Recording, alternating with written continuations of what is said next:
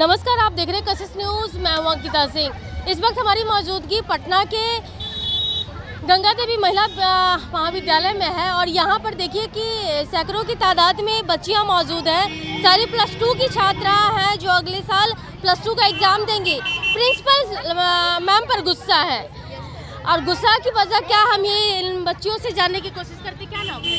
Ma'am, मेरा नाम रोशनी कुमारी है और हम इस कॉलेज की छात्रा हैं। मैम, हम लोग से हर बार एग्ज़ाम में पैसा लिया जाता है, हम लोग को कॉपी भी नहीं दिया जाता है। पिछले बार जो हम लोग को के पाठक जी दिए एग्ज़ाम लेने के लिए बोले, उसमें हम लोग को कॉपी नहीं दिया गया। हम लोग घर से पेज लेकर आते थे, उसमें लिखते थे और बस ये लोग जमा तो किए, चेक भी हुआ कॉपी, पर हम लोग को रिजल्ट भी नहीं दिया गया। 11th का भी रिजल्ट नहीं दिया गया। ऊपर से 11th में जब एग्ज़ाम हुआ उसमें भी 700 रुपया लिए। इस बार भी हम लोग का मंडे से प्री बोर्ड स्टार्ट है, उसमें भी 700 रुपया लिया जा रहा है। लेकिन हम लोग को नहीं देना चाहते क्योंकि हर बार लिया जाता है, लेकिन ना रिजल्ट मिलता है हम लोग को और ना और कुछ, लेकिन पैसा हमेशा ही लिया जा रहा है। और कॉलेज में कितने चार्जेस हैं? 200 है।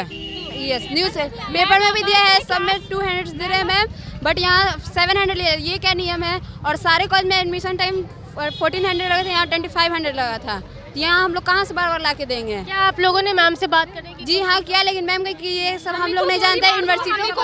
मैम हम लोग को बोल रही हैं कि तुम लोग आके हमको मार दो, डायरेक्ट ये बोली। और उसके साथ साथ बोलते हैं जिसका 75% है उसका पैसा नहीं लेंगे।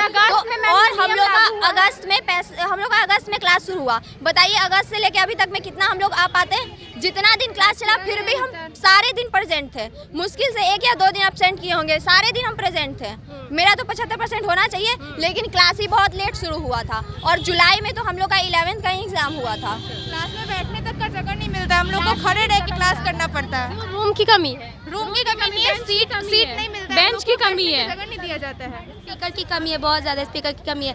अगस्त से क्लासेस हमारी ऐसी फर्स्ट ईयर की स्टार्ट हुई है, बट बोटनी की क्लास सेकंड टाइम क्लास में हो रही है और टीचर बोल रहे कि हम लोग को प्रॉब्लम होता है क्लास लेने में। तो अटेंडेंस के लिए स्टूडेंट्स को हायर किया कि वो अटेंडेंस बनाएंगे क्लास में।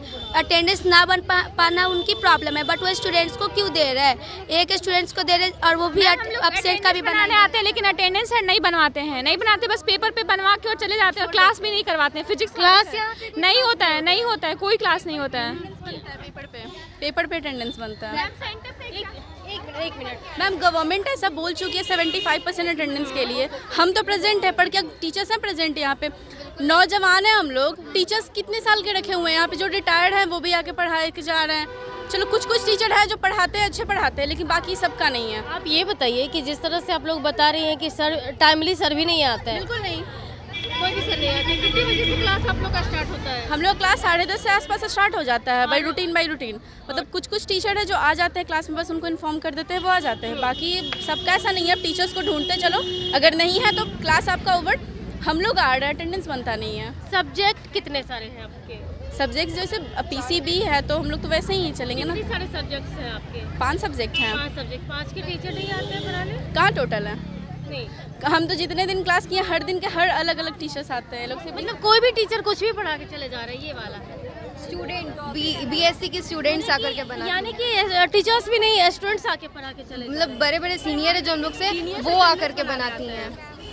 सो मैम, प्रैक्टिकल यहाँ पे सही से नहीं होती है। हमारी बोटनी की प्रैक्टिकल अभी तक सिर्फ एक ही हुई है और फिजिक्स में तो एक भी अटेंडेंस भी नहीं बना। टीचर कई बार एब्सेंट रहते हैं, अटेंडेंस बनवाते हैं और बच्चों को भी छोड़ देते हैं और खुद भी चले जाते हैं कि तुम चले जाओ, घर चले जाओ। 3 सब्जेक्ट क्रैश कर जाता है, उसके लिए कंप्लेन किया गया प्रिंसिपल को, तो प्रिंसिपल बोलती हैं कि टीचर का कंप्लेन हम नहीं सुनेंगे। और मेरे पेरेंट्स आ गए थे ये देखने के लिए कि सही बोल रही हूँ या नहीं, तो उनको बोला गया कि अगले बार से दादाजी को प्रिंसिपल के कैबिन में एंट्री ही नहीं दिया जाता है। हम लोग से बहुत रूडली बिहेव किया जाता है। अभी हम लोग गए थे मिलने के लिए तो मैम डायरेक्ट कहती है 1 घंटा के बाद आना, अभी मीटिंग चल रहा है। हम लोग उसके बाद भी बाहर आ गए, फिर भी हम लोग से रूडली बिहेव कर रही थी। बाहर तक वो आई बोलने के लिए, हम लोग को एंट्री भी नहीं मिलता है क्लास में। यानी कि गुस्सा, नाराजगी का मेन मुद्दा क्या है? हम लोग पैसा नहीं लिया जा रहा है, हम लोग से बार बार पैसा लिया जा रहा है।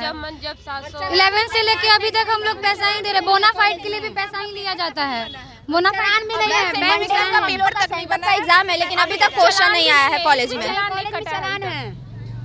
तो देखिए, एक तरफ सरकार शिक्षा को सुधारने की कोशिश कर रही है। आप देखिए कि लगातार जिस तरह से 1,70,000 शिक्षकों की बहाली होनी थी, ऐसी स्थिति में एक तरफ बीपीएससी के तरफ से देखिए लगातार शिक्षकों की बहाली को लेकर के मामला फंसा हुआ नजर आ रहा है, तो दूसरी ओर शिक्षकों के बगैर इन बच्चियों का पढ़ाई बाधित हो रहा है। यानी कि साफ तौर पे कहना है कि अटेंडेंस बनाने के लिए यहाँ की बच्चियाँ ही आती है जो अटेंडेंस बनाती है, या फिर जितने सारे सब्जेक्ट्स की जो पढ़ाई होती है अलग अलग टीचर्स आते हैं पढ़ाने को लेकर के।